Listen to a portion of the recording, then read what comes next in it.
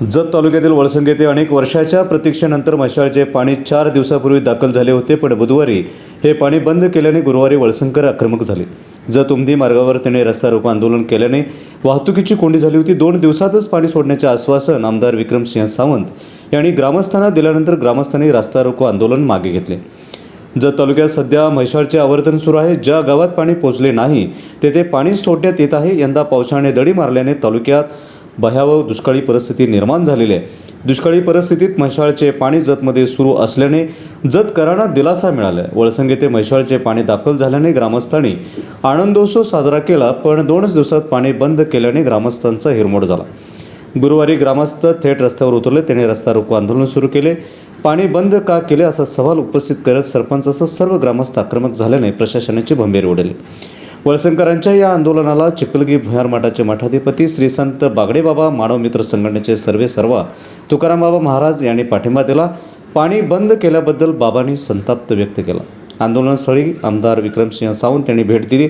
2 दिवसात पाणी पुन्हा सोडण्याचे ठोस आश्वासन दिल्यानंतर आंदोलकांनी आंदोलन मागे घेतले. पण आता एक आहे की आता जे पाणी वळसंगमध्ये आलेलं आहे ते पाणी आपल्याला पोचतही नाही, तोपर्यंत तिथं वारणेमध्ये एक आत्महत्या झाली, जिथं आपल्याला वारणेतनं पाणी उचलणार होतं आपण.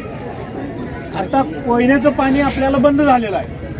कोयनेचं पाणी तिकडं टेंबू आणि ताकारील सुरू आहे आणि आपल्याला म्हैसाळला खास करून आपल्याला 6व्या टप्प्याला हे वारणेचं पाणी येणार होतं. वारणेचं पाणी चालू व्हायला आणि तिथं तो आत्महत्या एकट्याने केल्या.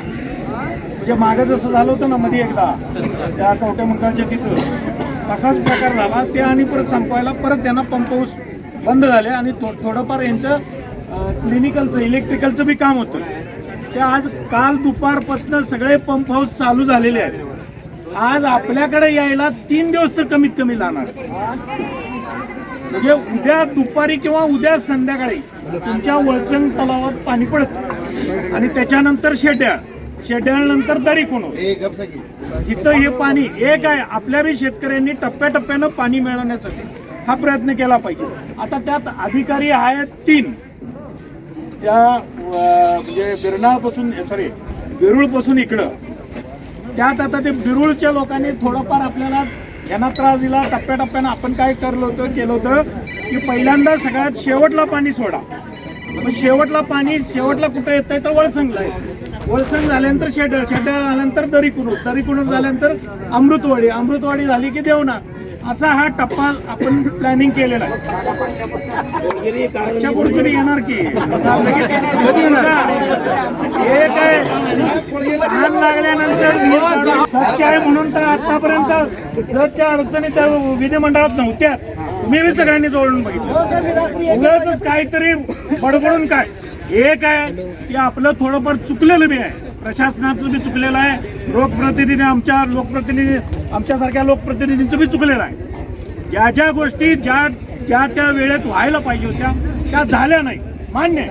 मग आता असं करून आपल्याला काय त्याच्यातून मार्ग निघणार आहे का? उद्या सकाळी 11 वाजता कुणाला वाटल्यास तुम्ही या. सगळेच अधिकारी म्हैसाळचे ह्याच्यापासून सगळे ऐका, थांबा जरा माझं ऐकून घ्या.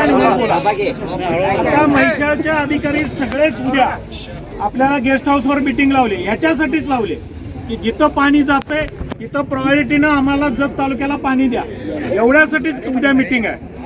सगळेच अधिकारी आहेत. आता तोपर्यंत काही ह्या टेक्निकल अडचणी आहेत त्यात तुम्ही बी काय करू शकणार नाही, मी बी काय करू शकणार ना अधिकारी काय. आता काल दुपारपासून हे पंप हाऊस सगळे चालू झालेले आहेत.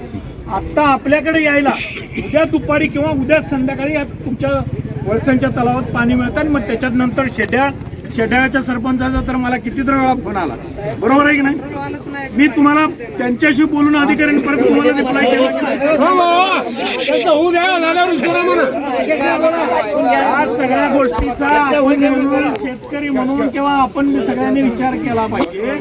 आणि येणाऱ्या काळात आपण अजून असं करूया, जिथं आता पाणी येतंय तिथं म्हैसाळचं पाणी येऊ दे, आडवाडवी नको करायला. आणि जास्त सगळ्यात मेन महत्वाचं जी आपल्याला विस्तारित योजना आहे त्या विस्तारित योजनेसाठी आपण सगळ्यांनी या प्रकारचं आंदोलन केलं पाहिजे भविष्यात. ही वस्तुस्थिती आहे की नाही? उगीच काहीतरी बोलून काय मी जाणार नाही. आपल्याला म्हणून म्हणतो ह्या सगळ्या गोष्टीचा आपण सगळ्यांनी विचार केला पाहिजे.